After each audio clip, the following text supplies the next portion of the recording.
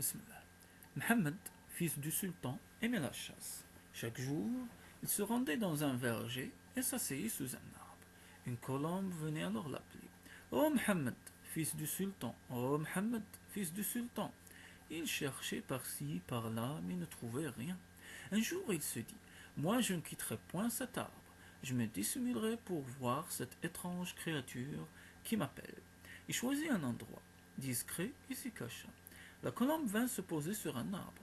Oh Mohammed, fils du sultan, oh Mohammed, fils du sultan.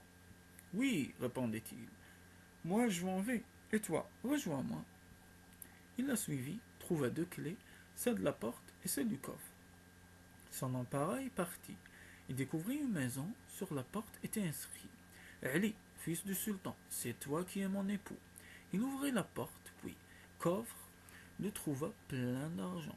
Il alla au restaurateur, apporta le dîner et toutes sortes de bonnes choses. Vers le crépuscule, la colombe arriva.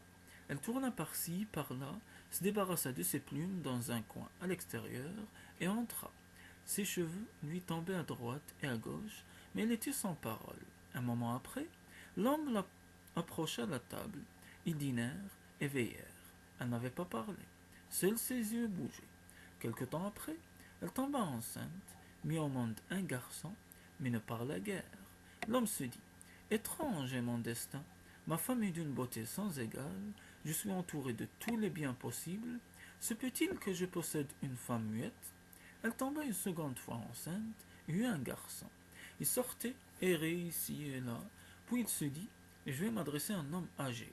À la place de mon père, il me donnera la clé de cette énigme.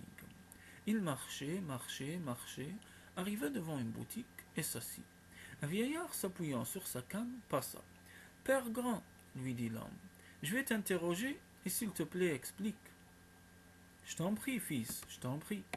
Il lui raconta l'histoire du début à la fin.